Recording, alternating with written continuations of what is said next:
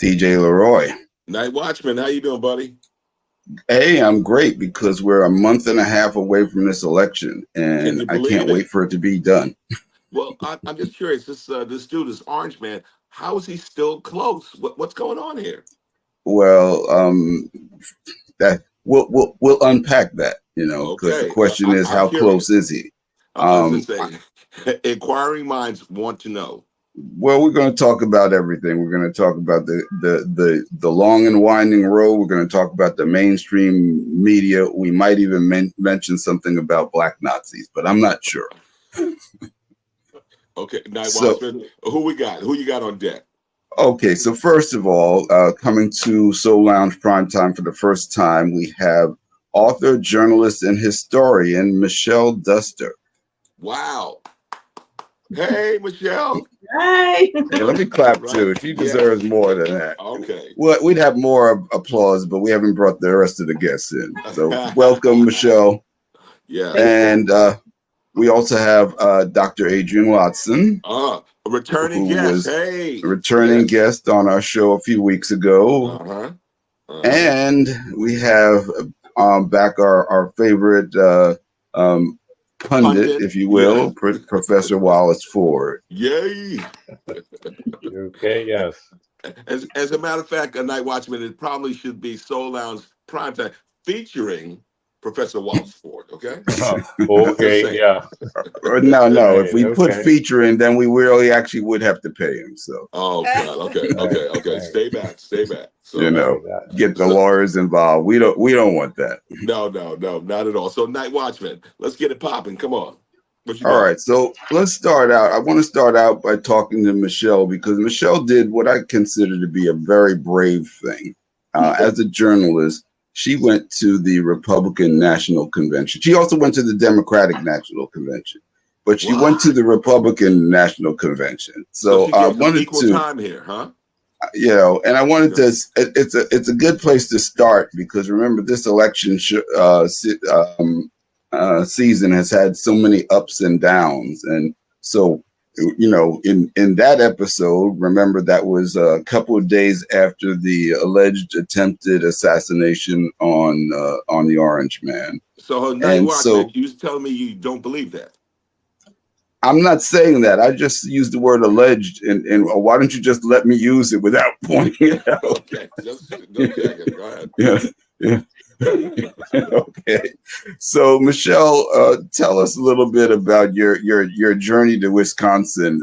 What made you decide you wanted to go up there, and what was your experience? Well, I live in Chicago, so Milwaukee is not very far from me. So that was one factor that helped me decide that I wanted to go up there because I'm like, it's so close, like, why not go? And I felt very strongly that I wanted to see for myself what people were saying, what the atmosphere was, rather than watch pundits on TV sort of have, select kind of information. I just decided as a journalist that it's my responsibility to see for myself and report for myself what the atmosphere was, what the messaging was. So it wasn't really a hard decision, but my biggest decision was what to wear. I really did. So you didn't wear the MAGA shirt? Well, I wore a red blend shirt. in with the crowd. Yes. Did you wear red? I wore a red shirt. I was there for 2 days. I wore a red shirt each day. And one day I wore a baseball cap that was like the MAGA red, but it had Jesus Christ on it. Yes, and, that's it. Nice. And so I thought that would help me fit in. And then the next day I had on both times they were baseball caps. The second day was a baseball cap that had like the American flag motif on it. Beautiful. Yeah. Mich- So I was very, very deliberate about what I wore. And that Mhm. was one thing that was very interesting to me compared to the DNC, because for the DNC, I didn't feel like I needed to really put a lot of thought into Yes. what I was wearing. But for the RNC, I was like, I need to be careful about how I am dressed. I Hmm. the need to fit in. Hmm. And I looked at, pictures of rallies and videos, and I was looking at what people were wearing in order to make my decision. So just that alone is a huge difference. Mm. We're glad that you took care there. Exactly. But I got to find out, Michelle, did anyone while you were there, seeing what you were wearing, walk up to you, approach you, and start talking politics and support? When I had the Jesus Christ hat on, I actually got a lot of compliments for the hat. It was really hilarious because people would just, I was just standing around. Um, so there was an area where there were like a lot of vendors or Hmm. booths, with different organizations represented. And so I was kind of browsing through the different areas. And so I was standing a lot of times just looking at things, and people would come up to me, or maybe the person that was working at the booth, was like, "Oh, I love your hat." And I'm like, "Thank you very much." So it kind of struck up conversation. Yeah, yes, And yes. so I felt like it was the best choice I could have made to wear that particular hat. Um, Hmm. and yeah, I mean, so I wrote an article about the whole atmosphere. I didn't write about, blow by blow what happened at Hmm. the convention because there were about 15,000 media people there. So I Wow, didn't want to wow. reinvent the wheel. But Hmm. so my angle was more from the perspective of what it was like to be there, Yes, yes. the overall experience as a Black woman. Hmm. And so that's what I tried to capture in my article. And the thing that was so surprising to me was that the atmosphere was very friendly. It was very Hmm. upbeat, it was very festive, it was party-like, and all of the people that interacted with me were very friendly. And so Yes. that was kind of jarring, actually, because I was anticipating hostility, or Hmm. maybe people questioning, "Why are you here?" or "What do you do?" I expected suspicion, but Uh-huh. it was actually the opposite. So in that way, it was kind of a mind trip, Hmm. because it's like, these people are very friendly, they're Yeah. welcoming, they're, engaging in conversation. I mean, I was having fun. Yes. But then I got into the arena and people were chanting, mass deportation now, and fight, fight. It was like it was very odd. Yeah. Gotcha. All right, Night Watchman. Did you see any other? Did you talk to any other Black people? I did not. There were very few Black people there. Hmm. And the way that the RNC was set up was different than the DNC as far as lanyards, because at the RNC they had different colored lanyards depending on what your role was. So they had yellow for press, and blue for vendors, and red for delegates. And I saw a lot of more Black people than I thought I would. But when I was really starting to notice, like, wait a minute, they're wearing a different colored lanyard. And so what I noticed was that most of the Black people I saw were press. Uh-huh.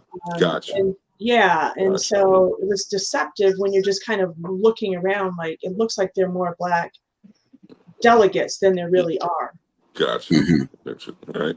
So they didn't make the press sit right behind Donald Trump. No, I mean, at both conventions they had designated areas for press to sit, and it also Hmm. depended on what kind of press you were. So I was periodical press, and they had all of us sitting in one space, and then they have the broadcast, journalists in another space, and it all depended on what type of journalism, because obviously, if you're a television journalist or broadcast, then you needed to sit closer to the stage or the arena because you're taking photos. And Hmm. for Hmm. periodical press, I was taking photos, but that's not my job. I mean, it was just, you're writing. So, yeah, it was interesting, but it was consistent with both with both conventions. Mhm. So how did you feel once you got to the DNC convention? Is that felt more like home? Well, it was in Chicago, so it should feel more like home. It really felt more like, oh my God. I mean, the DNC was like the UN. It was extraordinarily diverse. It literally, but based on the conventions alone, if that's all anybody saw and all anybody experienced between the two political parties, they're two completely separate worlds. I mean, the RNC is got to be 90% white. I learned later that there were 3% of the delegates were Black, but there were, some Hispanics and some Asians, and so I would maybe say about 10% were not white at the RNC, and it was very uniform. That's one thing I really noticed at the RNC was that everybody was predominantly wearing red, white, and blue. It was very like patriotic. Like they seemed to have this idea that they owned the flag, and they own the idea of patriotism. And there's not a lot of, there didn't seem, based on what I saw, to be a lot of tolerance for variety or even, I mean, when diversity, even when it comes to how people dressed. And the other thing that was really struck me was, I mean, Trump was everywhere. His face was everywhere. His name was everywhere. It was very Trump, Trump, Trump. It was, and at the DNC, it wasn't like Kamala's face was everywhere. Or, the slogans were everywhere. It was more like about democracy and freedom in multiple ways. So the RNC was very, I mean, it really is Trump's party. And I mean, I could go on and on and on about, just a lot of the observations that I made, but it was very starkly different, the two conventions. So, Adrienne, I wanted to ask you, from your perspective of the DNC convention, because you were there, but you were also behind the scenes. So what was some of your impressions? So, much like Michelle said, it was America on parade, right? It was such a broad representation of America. So yes, I was there. I was behind the scenes as a podium op speaker tracker, which means I had access throughout the convention area, responsible for all the speakers you saw on stage. There were speaker trackers responsible for each of those people. So there were over 100 of us who made sure that they went through the process they need to go through for rehearsals and speech writing and being prepared to be on stage, getting them on stage, making sure they went around to meet with the media afterwards, those kinds of things. And what struck me was, as we walked throughout the arena throughout those 4 days, we were there for more than 4 days, but the 4 days of the convention was every single piece of America was represented, every single piece of it. And what's funny was one day I saw 2 drag queens walk by and I said, that seals it. Everybody's here. Like literally everybody's here, And the distinction though, because I was also at the convention for when we nominated Hillary. And I wasn't working at that convention. I was observing. But the difference was all these different groups were in the room with Hillary's nomination, but they all stayed to themselves, right? So the feminist white women had their area here. The activist Black women had their area here. The LGBTQIA folks had their area here. So we were all in the room, but we were separated, in my opinion, by our cliques. At this convention, everybody was interspersed. Everybody was hugging everybody. Everybody was talking to everybody. Everybody was sitting together. It was very much a gumbo, right? Everybody mixing and talking and celebrating. And there was an energy in the room and in the arena and along the perimeter. I mean, it was an excitement for the future of our country. And the barriers that you typically see, even though there's diversity, those barriers you can often see that may be invisible, but you see people like on some college campuses, right? They call themselves diverse, but these folks stay here, these folks stay here, those folks stay there. You didn't see that at the DNC. It was a mixture of the diversity as well, right? It was an engagement across borders and ideologies. And not everybody had the same ideology. That was the other thing. The diversity wasn't just in terms of bodies and positioning in society, but also in terms of thought and ideology and how they thought about the future of democracy and the future of America. There were different ideas, but they were all in there together fighting the good fight on behalf of electing Kamala Harris as our 47th president. Perfect, perfect. And you know what? One thing we have to say, because I was seeing sometimes when we were talking about support, specifically from young white females, particularly we're seeing the support for the bringing back a Roe v. Wade. Were there any platforms that particularly spoke to the general audience besides "Do not bring this guy back"? So. Anybody? Go ahead, So, Adrienne. you know, Michelle, I know, had an opportunity to go to some of the meetings that were held at the McCormick Center, the caucuses and things. I was at the arena the entire time. So my experience is the prep and the execution of what you saw on television for those 4 days.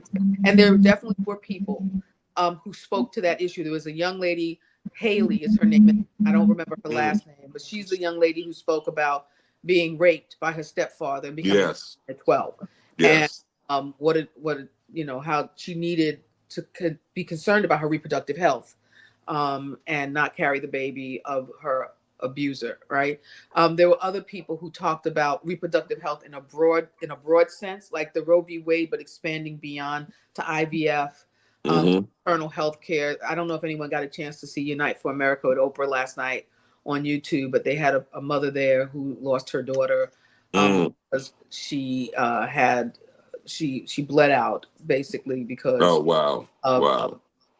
they couldn't do a DNC, right? They couldn't do a basic DNC because Georgia didn't allow it. And so her daughter died.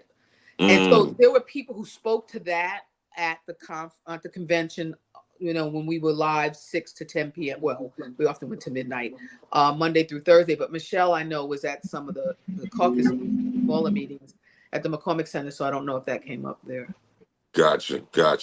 Well, all right. Then, Professor Ford, I know you're laying in the cut there, just waiting to jump in here, jump into this gumbo.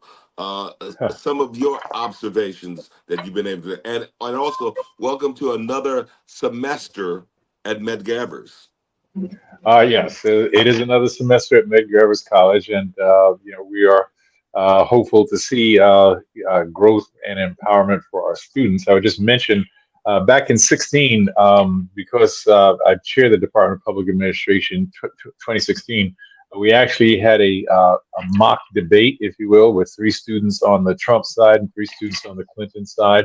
And they were the idea, of course, was to not just understand the ideas of the people you support, but understand the ideas of the people that you don't support. It was actually well attended. The students really bought into it, and you know, we're going to do the same thing again this actually in October. Time is not our friend right now, but with respect to the 2 conventions, I would just say, you know, watching it like millions did on television, not being there personally, but you know, the Republican convention was, you know, when you have Hulk Hogan as a speaker, you know, you just got to ask yourself, what on earth are we talking about here?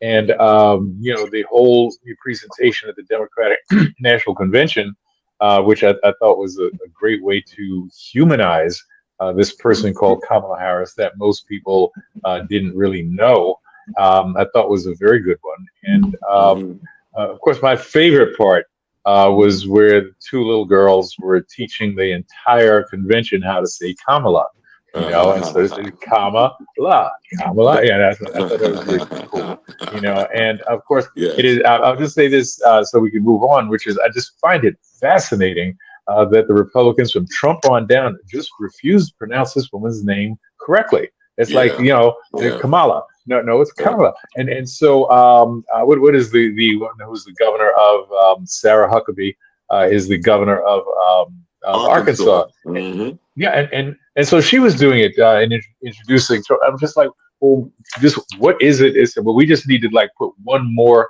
smudge one more insult on this person's character. So we're not even going to bother.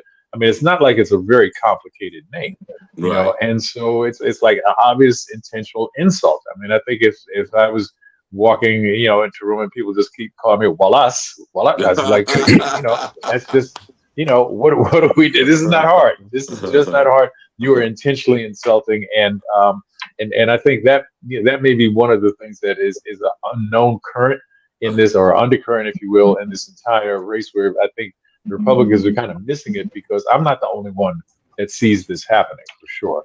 And when you dehumanize, when you try and treat your opponent as the other, that can work, or it might not. It's going to work, obviously, for people who would never vote for Kamala Harris if she was on the ticket on the ballot by herself.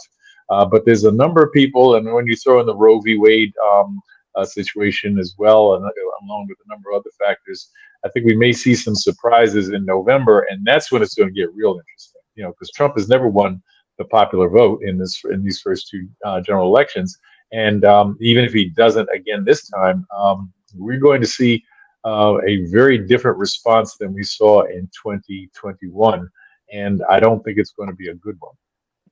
Yes. So you know what, Michelle, you were there at both conventions and whatnot. I just need to know whatnot. That did you ever feel fear your safety while, let's say, at any of them? I mean, certainly at the DNC, no. All right, but the RNC, you wore the correct gear. You were blending in. They felt safe. And for the most part, you didn't have to talk politics. Oh, I did. I did talk politics. Okay. I just kind of, I sort of, I just asked a lot of questions, and you know, like, and I didn't really state my own opinion. So I just asked a lot of questions. So for instance, I got a chance to talk with this one woman who was selling, this was outside of the perimeter, but still convention.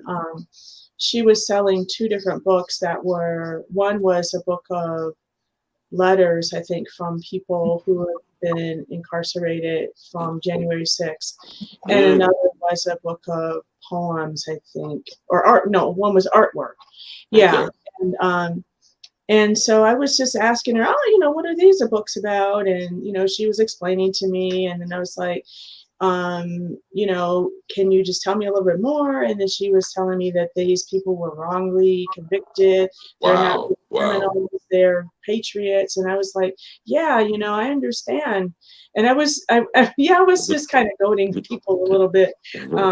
You know, like, yeah, it was, you know, that the election was, you know, questionable. And she's like, and then she just kept talking, and she was telling me that she was there on January 6th, and, you know, they needed to make sure that the election was, you know, counted right. And I was like, well, yeah, I mean, I understand. And we have to make sure that this election is fair too. So maybe there needs to be a Republican and a Democrat at every single, you know, polling area. Yes. Because God forbid if those Democrats, you know, might, you know, have some votes. Well, we want to make sure, like, so because I was like, if the Republicans win, then maybe the Democrats will say that the Republicans were cheating. So maybe at both places, both need to be represented in order to avoid, you know. And so I did sort of hide my own opinion, but and sort of agreed a little bit with people so that they would keep talking. And so that was pretty interesting. Just, you know, talking to these concerned Republican women, and they were talking about, you know, the school systems and how they need to have values put back into the, you know, and Bible and this and that. And that's one thing about the Republican convention, was the overriding focus on religion. Yes, yes, Yeah, the Christian nationalists, right. which is an oxymoron. Correct. Yeah, there was an overtone, undertone, whichever one you want to put, of religion in pretty much every conversation Gotcha. that I had about pretty much everything. I mean, the Second Amendment rights, and Mm, and that was another thing at the RNC. There was a strong, like, consistent reference to gun ownership. I mean, a lot of yes. even the merchandise had guns on them. This Hmm. woman was telling me about a film festival that was called First Amendment Festival, and it had guns on the poster. Wow. It was Wow. very gun oriented. So it was just, I'm glad I went, because meeting people one on one and interacting with them as, just one person to another is different than watching something on television. And I think a lot of time, based on what I experienced, what I think is shown on television are the absolute extremists. And so it becomes a trope. Um, and not to say that there's no basis for what we see, but I think it we can be a little bit guilty of um, stereotyping people also. And so what it did for me was kind of diffuse the stereotypes that I had in my own head too. Mm, So I want to go back to while you brought up some things about the tone of some of the Republicans when they were talking about Kamala Harris, but I also want to talk about the Democrats, because they have shown a level of strategy in this campaign that they haven't been showing recently, and I'm really impressed by it. That they haven't fallen into any of the traps that they've set for her. They've clearly been trying to bait her on race issues, and she's just unbothered on it. She's like, the same old stuff. Next question, which is just an amazing way to handle it, because she just diffuses it. She says it's not important and goes on and stays on task while they keep spinning out of control. What are your thoughts, anyone, about just the Democratic strategy so far, and then what needs to be done to over the next month and a half to really bring this thing home? Well, one thing I said real quick, which is that, and I don't think there's any real doubt about it, is that in many ways Bernie Sanders and his supporters are responsible for the election of Donald Trump in 2016, and this time around, people are showing some discipline on the Democratic side, which is that I don't have to have the whole cake if I can have some of the cake, and that's better than no cake. And yeah. they Yeah. wound up with 4 years of no cake as a result, and gave life to this monstrosity called Hmm. Trump. Which, Hmm. and I say it's not just Trump anymore. I mean, if Trump were to drop dead tomorrow, the MAGA movement lives, and Yes. and Yes. because he has uncovered and freed and liberated uh, a strain of hate, a strain of racism, a strain of sexism that was always there here in Yes. the United States, and now he's legitimized it. And so people don't mind saying that women should, women who don't have children are worthless. Yeah. That there is such a thing as inferior countries and people inferior from different places. And one of the things that, and I'll just leave off with this right now. This whole anti-immigrant movement is really quite fascinating. I was speaking to a group of students just yesterday and pointed out to them that only people in this room, and it doesn't matter what room we're in here in the United States, the only people in the room who can claim to have any issue with respect to immigration are the direct descendants of indigenous people. And of course, there's not a Yes. lot of them left anymore. Everybody else, black, Asian, white, whatever, your people came from someplace. And so this notion that, okay, now we're going to pull up the ladder because, and you fill in the blanks, is really, the kind of, it's beyond even a racist ideology. And so I think that the Democrats are showing discipline and showing focus. And last thing I'll say, and one of our colleagues obviously participate, which is that Donald Trump, and I've been watching Donald Trump since I got out of law school, basically here in New York, and have had interactions with and around him and what have you. He can't stand, the notion of having to deal with a woman who as an equal is really rough for him. The idea of dealing with a black person as an equal is really tough for him. A black woman is just that's just like his worst nightmare, and which is why, and I wrote in my latest column, he just could not handle being schooled by a really smart, really articulate, and really experienced speaker who was a black woman, and it was the title of the column was like it was a master lesson in humiliation. He will never ever go into a debate studio with her again. It's just not credible. It's not possible. And so yeah, he showed a level. He showed his true weak spots in this regard. But I'm just hoping the Democrats can just stay in line. Because you have black men saying, "Well, I'm not a Republican, but I like Donald Trump because he has swagger," and it's like, that swag is not for you, brother. That swag is not for you, and so we shall see. But I'm optimistic only in the sense that because the Democrats show discipline, they're going to win the popular vote. Then, as I said, that's when the battle begins.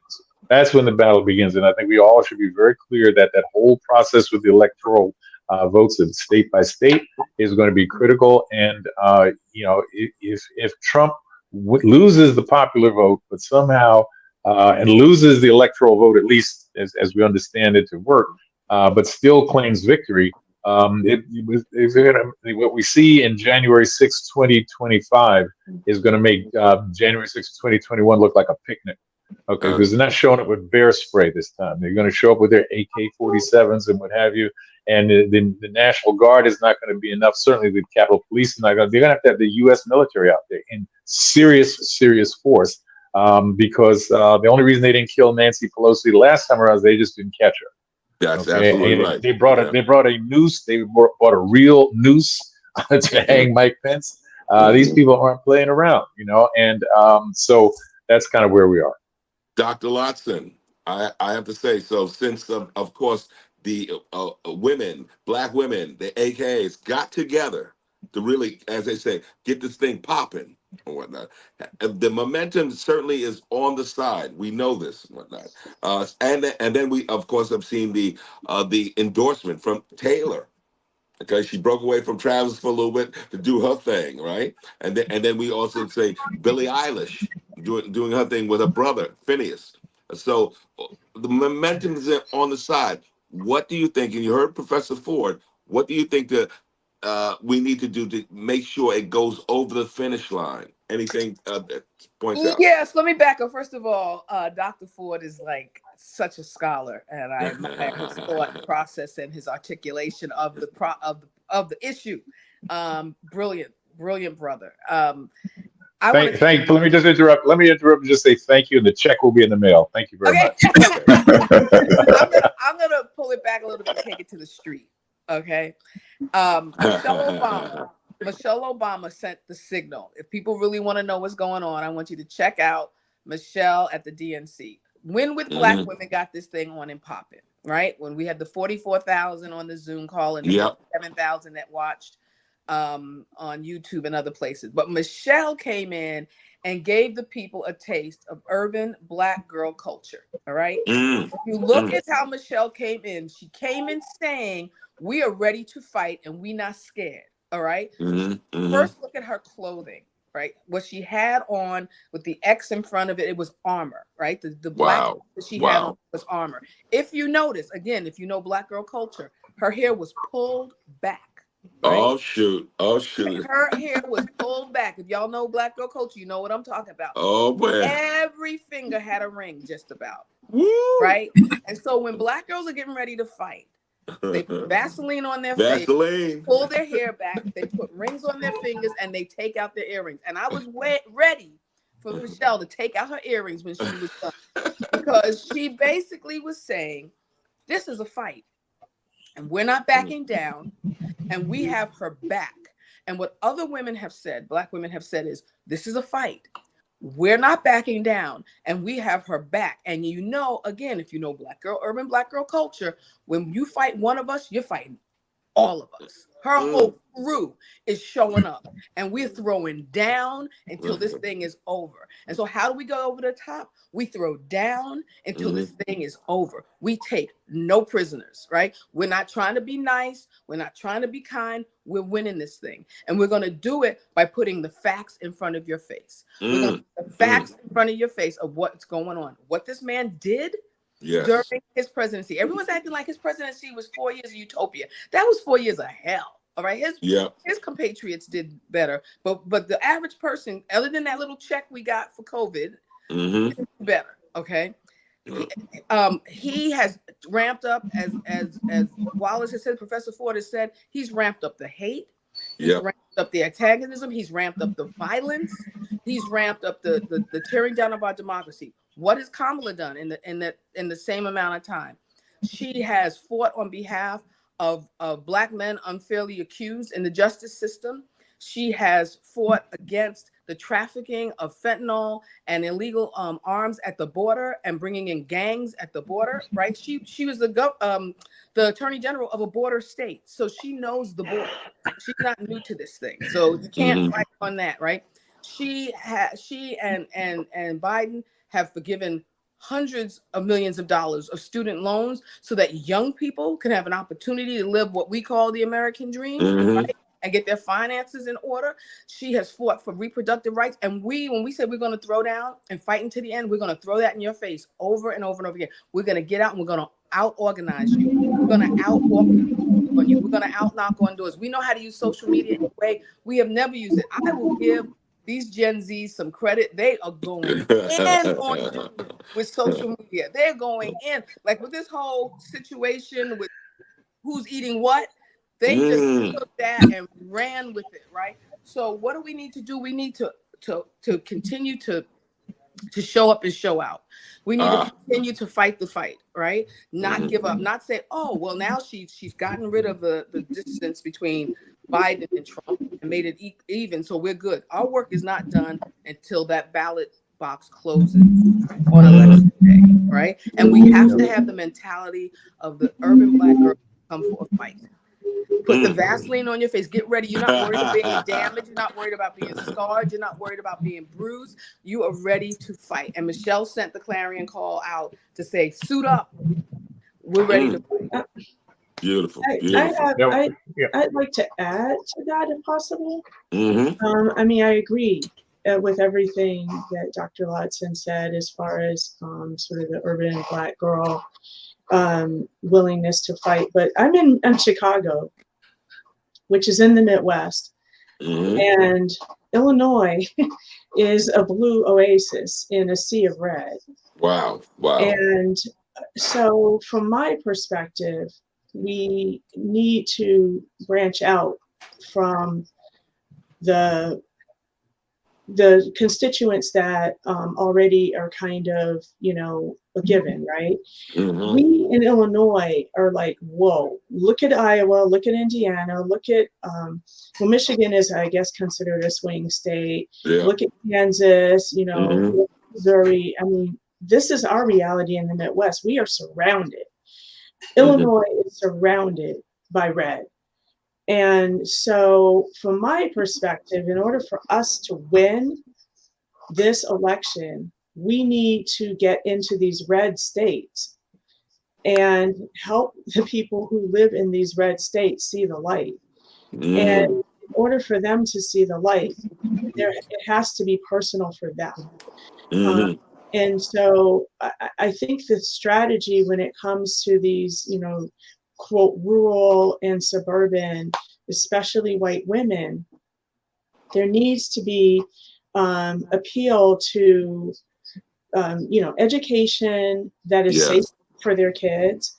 There has to be an appeal to, safe access to healthcare, and it has to be in a way that it makes them feel that it's about them.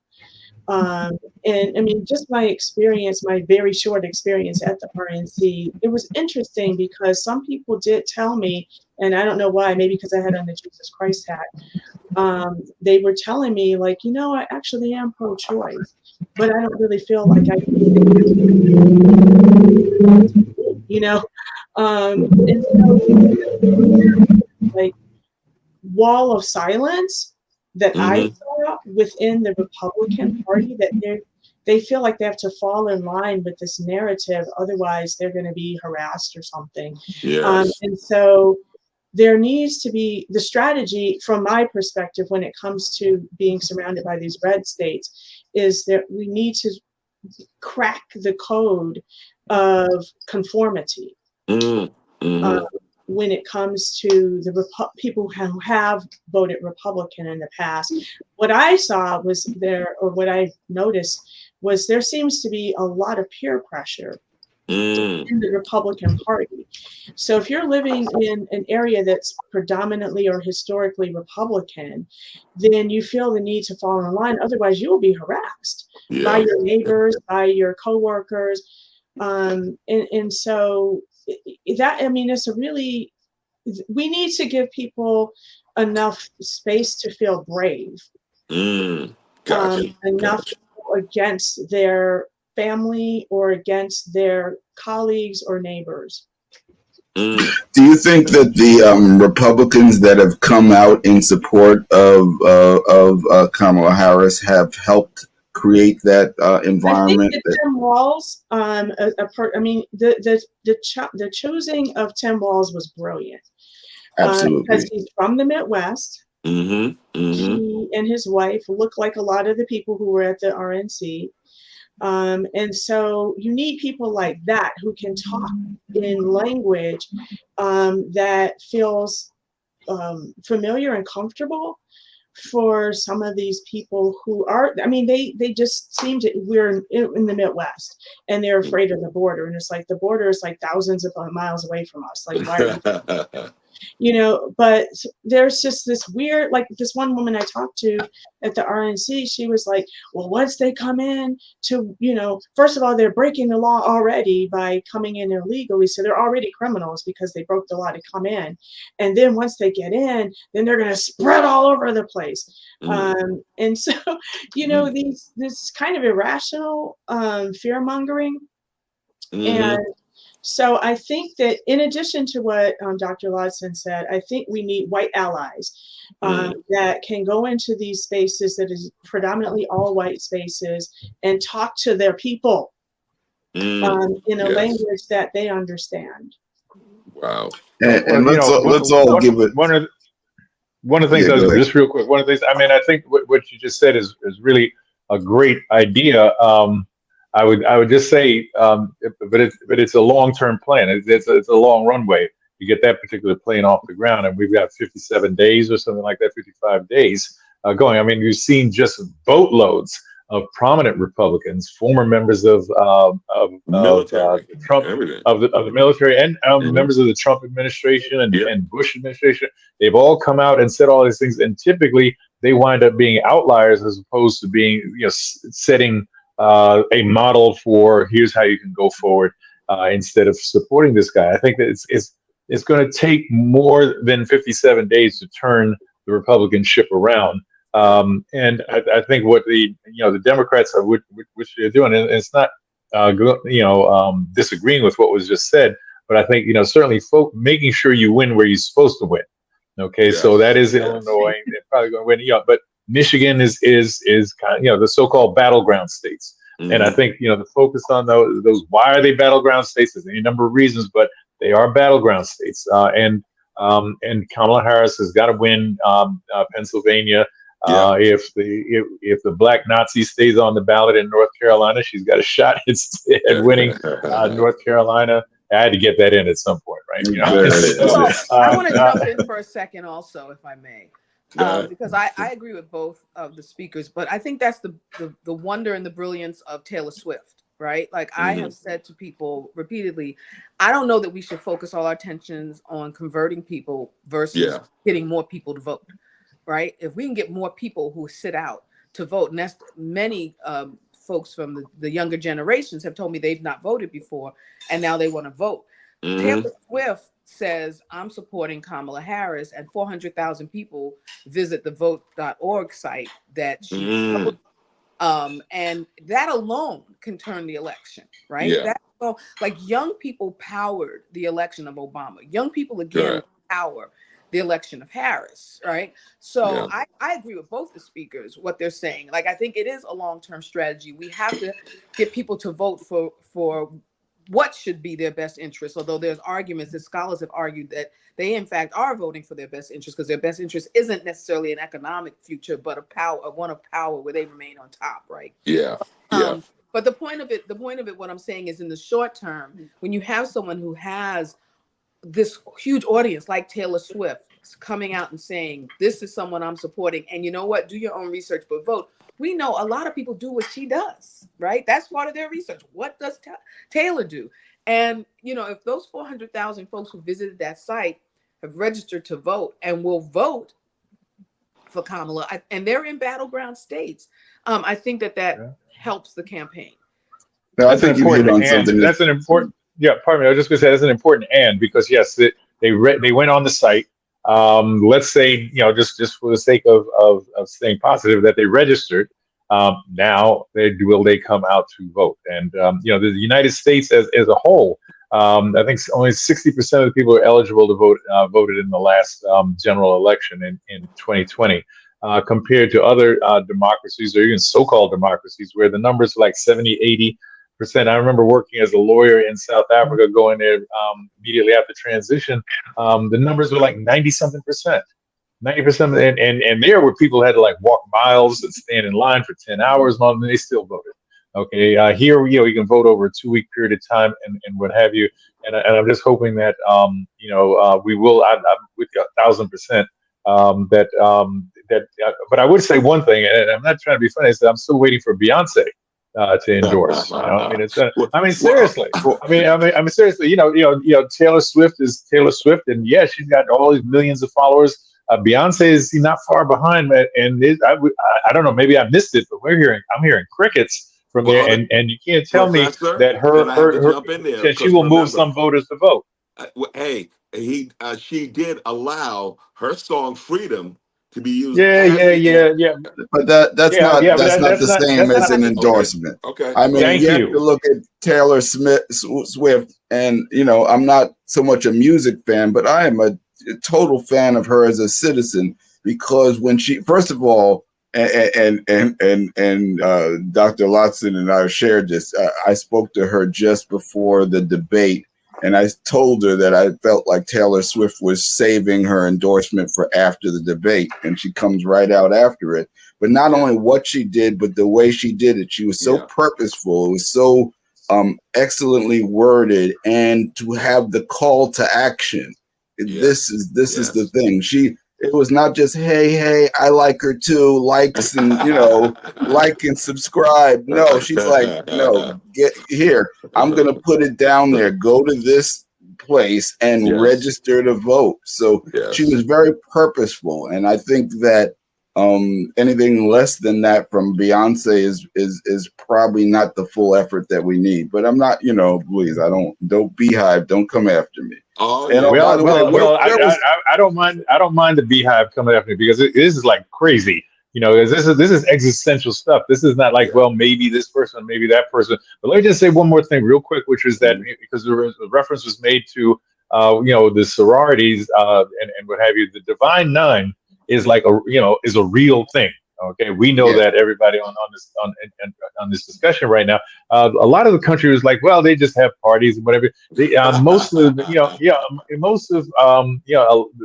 people who are in those fraternities and sororities aren't just going to boulets and what have you. They also are leaders in their community.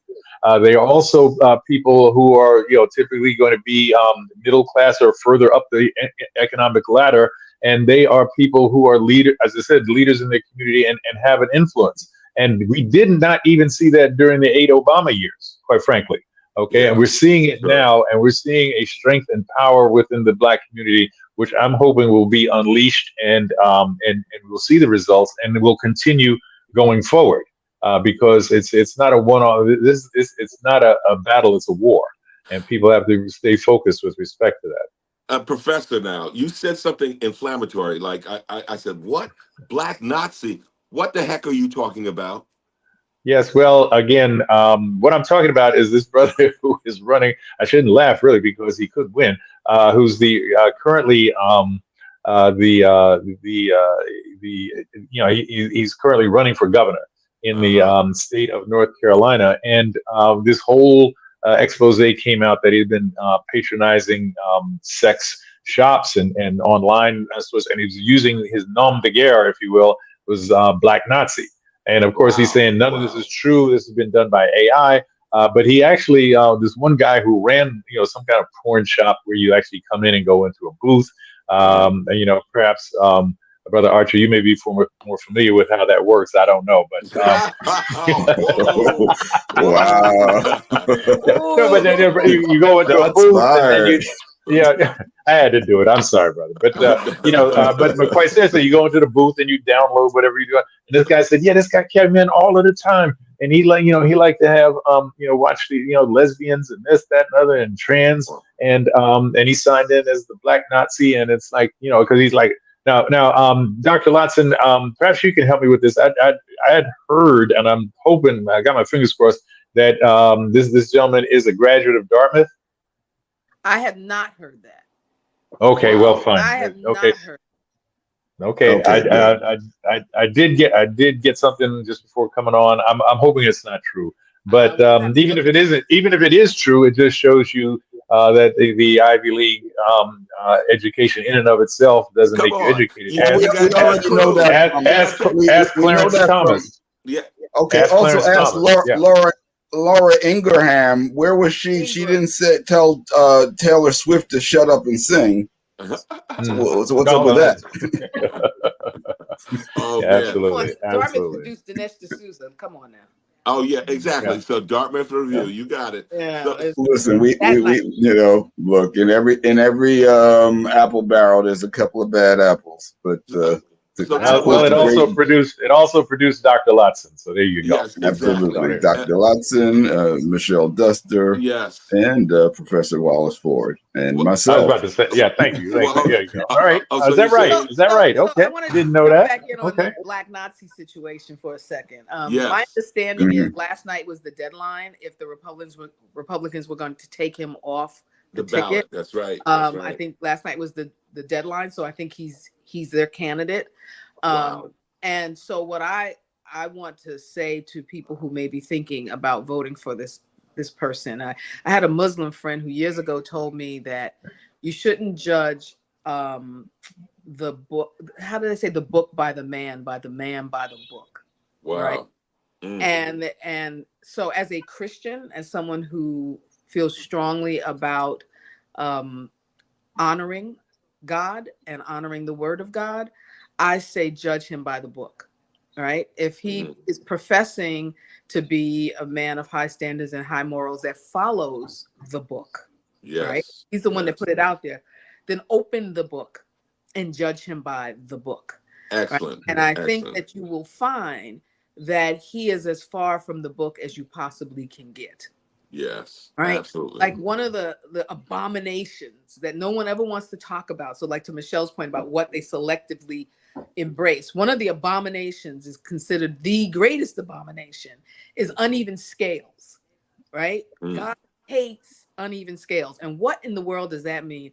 That means when you're a freaking hypocrite, where you say this is terrible if other people do it, this has to be legislated against if other people do it, this has to be criminalized if other people do it, but if I do it, I'm a fallen soul who needs forgiveness. Wow. And we all fall short of grace. Or AI did it, which didn't even exist when you first came up with your name and first opened your account. AI wasn't a thing back then. Right? AI is fairly new, right? So when that's the challenge I have with the Republicans who support Trump in general, right? They were the party of family values who kept holding up these biblical ideas as what they thought was important. Whether the rest of the country agreed or not is not the point here. Is that this is what they said was important. And then they get a candidate who's the opposite of every single thing they say they value. Every single thing, from adultery to sexual assault and harassment, which he was found guilty on, to the 34 counts, felony counts for fraud and theft, right? He was found guilty on all those. There are more cases coming. Before he shows up, that stands against everything you say you put your faith in and your trust in. And then when someone comes along who offers you something else, right?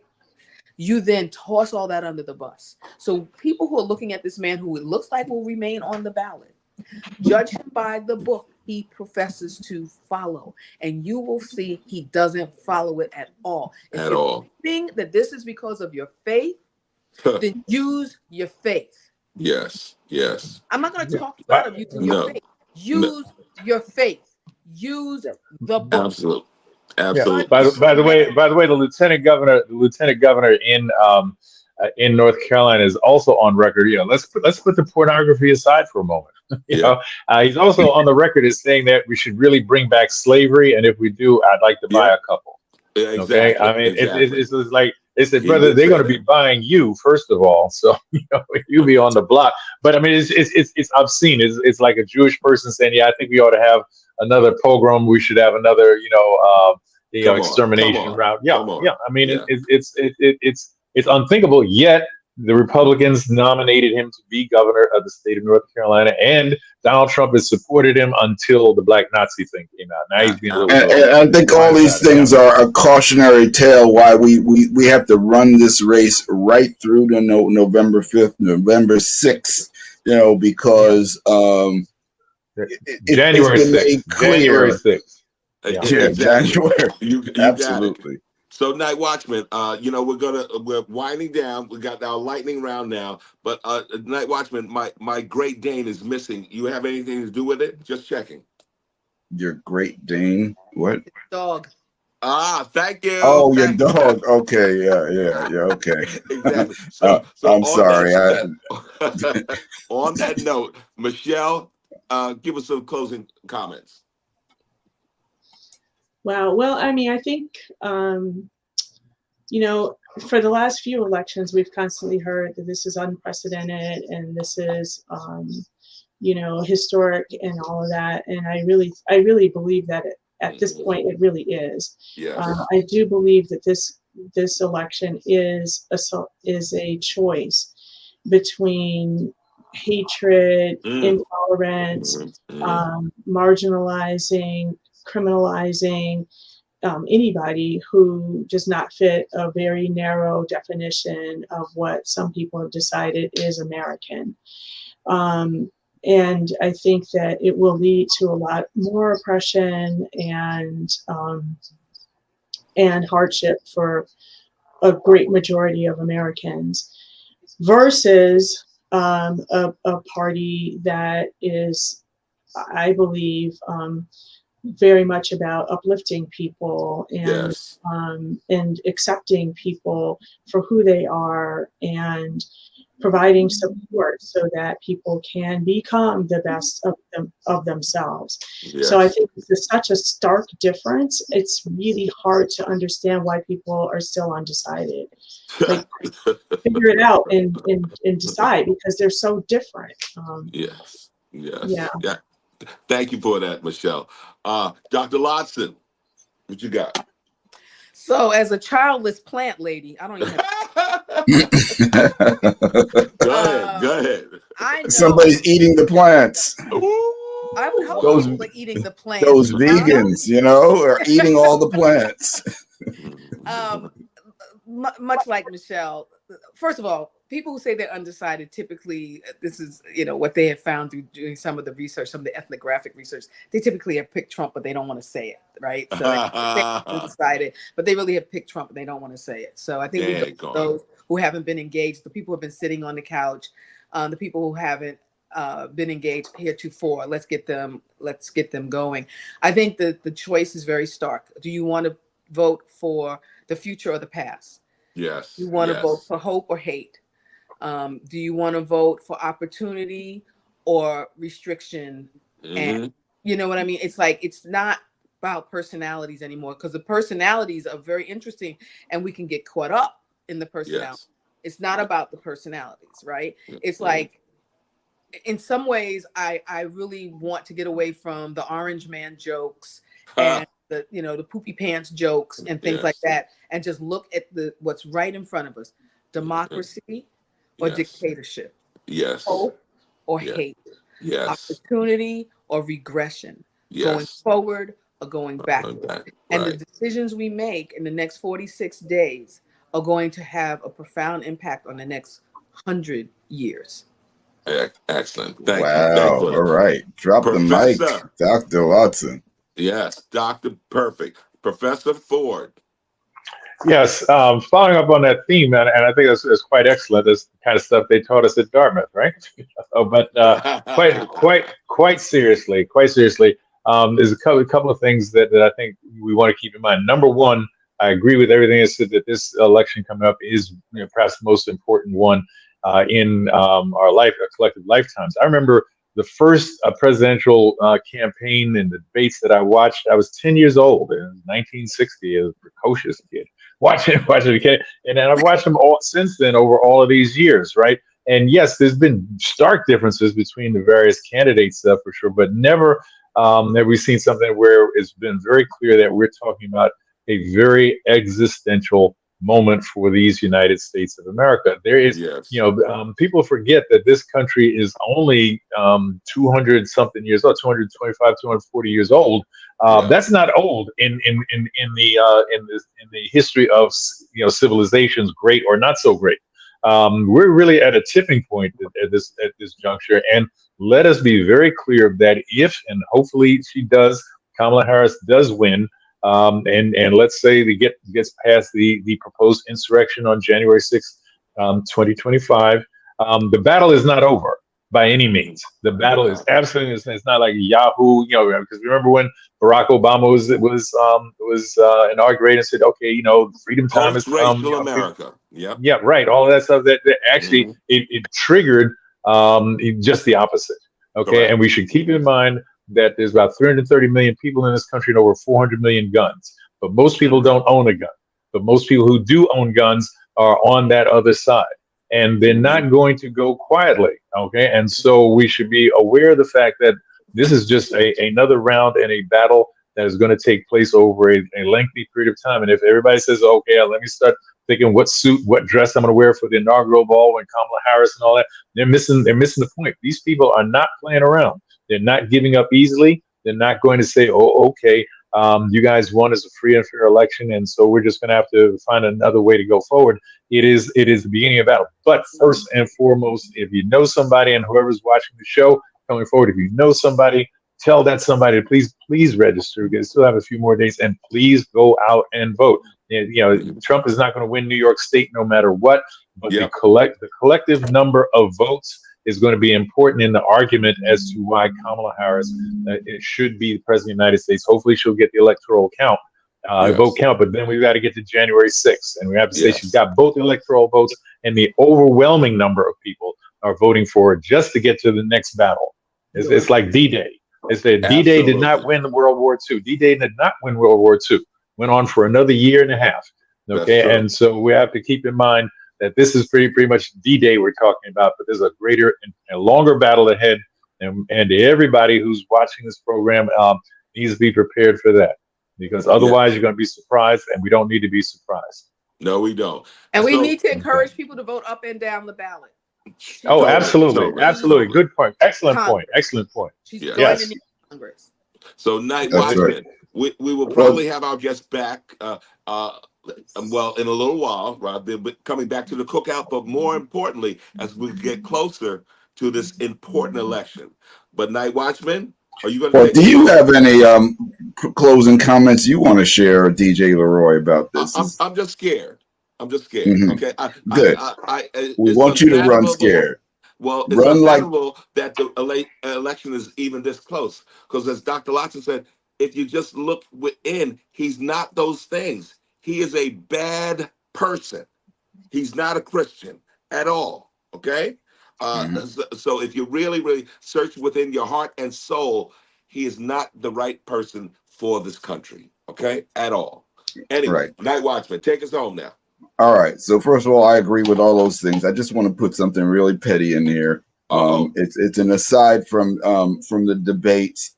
So Tulsi Gabbard actually prepped Donald Trump, and they talked all about that beforehand. And after his debacle, how come nobody's talking? How they're not putting the blame on her? But I just want her to be totally discredited because Yes. she needs to be. That's all I got to say. Uh, You can listen to Soul Lounge Prime Time on WHR 90.3 FM, the voice of Harlem, also live streaming on YouTube and Facebook. I want to thank our guests for coming on. yes. Our Yes. guests are BADA, which is badass, and I want to thank them all for joining us. So we'll see them back. We'll have more to cover during, up to, and definitely after the election, and hopefully we have a landslide that even the Supreme Court will have to take a notice of. So thanks for Absolutely. joining us, and we'll see you soon.